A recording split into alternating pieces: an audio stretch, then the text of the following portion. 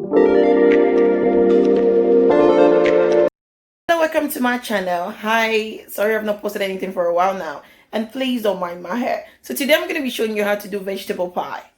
So if you want something different from the regular Nigerian meat pie we usually eat, you want something new, this recipe is for you. And if you got a friend that are vegetarians, they don't eat meat, this recipe is for you as well. So I'm going to be showing you how to do the pastry and at the same time how to make the vegetable.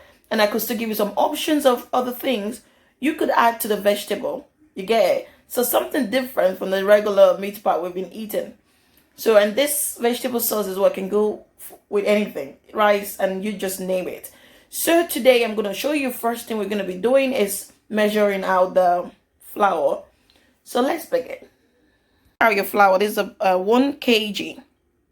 1 kg. 1 kg is 1,000 grams.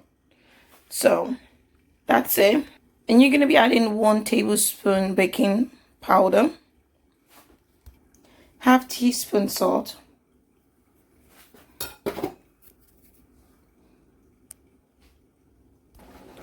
and 2 tablespoons sugar.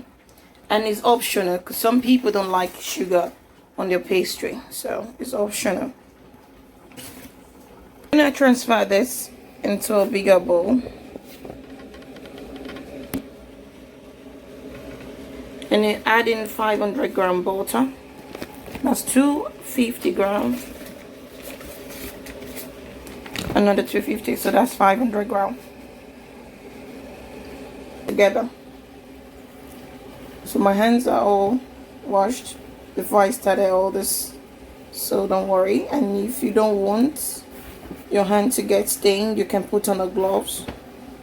So this is for me and my household. So if I'm to do this for other people, let's say a customer and all, and we put on the gloves. Or I could use a miso. So you're just gonna keep mixing egg into this. So it's optional. You can make a pie pastry with or without egg. So I'm gonna be adding 1 egg because this is for me and my household. And then I'm gonna be using milk as my liquid. And that is also optional. So you can make a pie with or without the milk in it. So if you're a vegetarian, you can use water and you can exclude the egg. I'm going to be using this skimmed milk, semi-skimmed milk. I usually like buying the long life skimmed milk.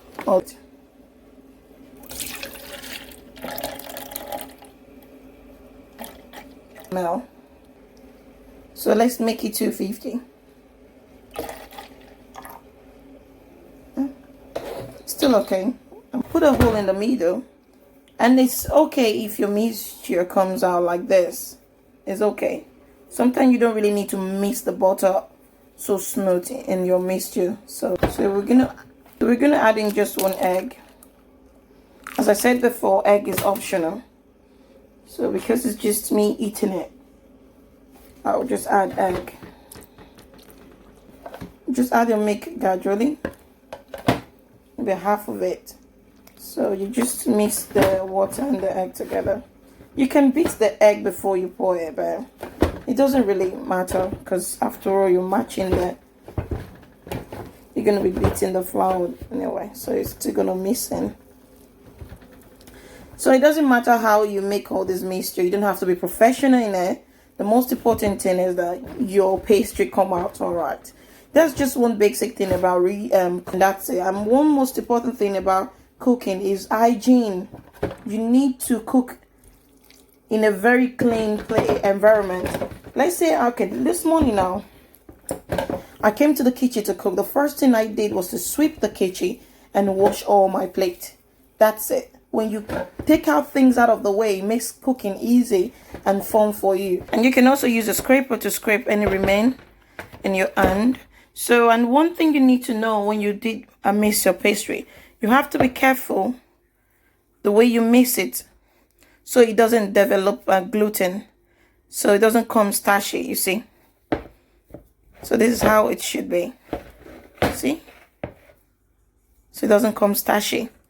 So, and now I'm going to put it in the fridge. The reason is so that pastry doesn't develop gluten as well. Because if you leave it outside the fridge when you're not ready to use it. After you're ready to use it, it becomes a bit stashy. So guys, let's keep this in the fridge and I'll show you how to do the vegetable sauce. We're going to be preparing the vegetable filling for the meat pie. So first you put in olive oil. So you can use any oil of your choice. So you don't need much, just a little. That much. And then the next thing you're going to be putting is half teaspoon of salt. Follow with your onions.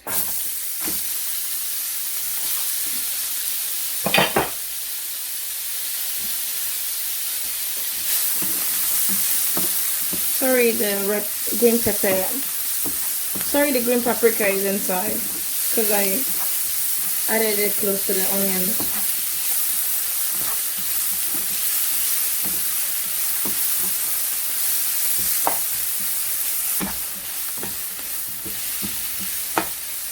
So the next I'm going to be adding in now is my green paprika.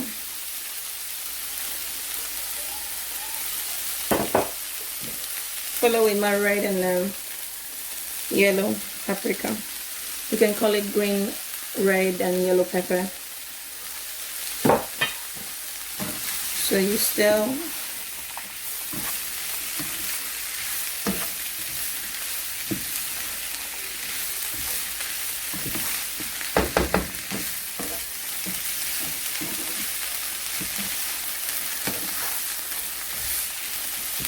So you just wait for it to steam cook for a while.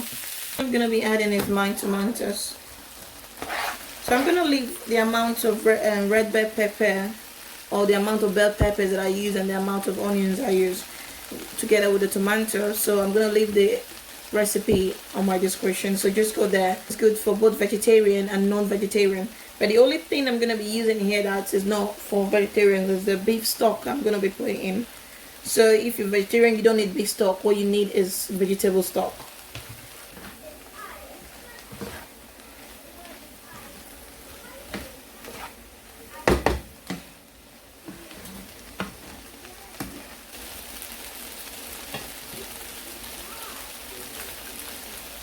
So I'm going to add in the other bit of the half beef stock.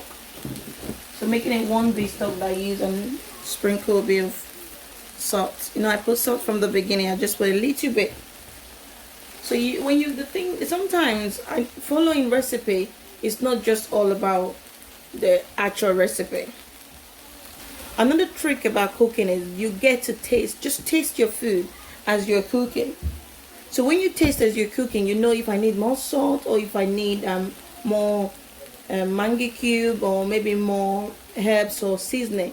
Because some of us we have this tolerance to different type of seasoning. So you could follow the method I'm using and then you'd be like, oh, the maggi isn't enough or the salt isn't enough or maybe even too much. So you need to go by your own taste. Whilst you're cooking, just be tasting. So I would advise when you're following people's recipes, start adding all the salt and those maggi cube little by little. Okay? You have to keep stirring so it doesn't burn. So now this is how much I'm gonna cook it for. Remember, I'm still gonna bake the pie, so when it gets to the oven it gets a proper done. So just so I get a bit of cream in it, I'm gonna be using a corn flour for my thickening. And so the more corn flour you put, the more thick your thickening is gonna be. So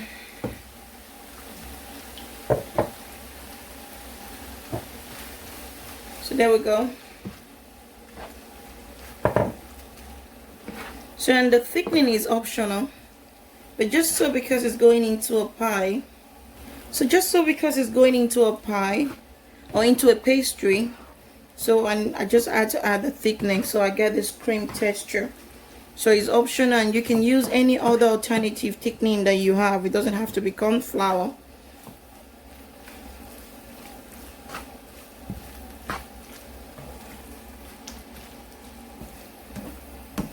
So that's it, everyone. That's your vegetable filling for your pie. And you can add sweet corn into this if you want. I wouldn't advise you to use broccoli unless you want to trim it, cut it very tiny, and then you know when it goes into the oven it's going to be too soft.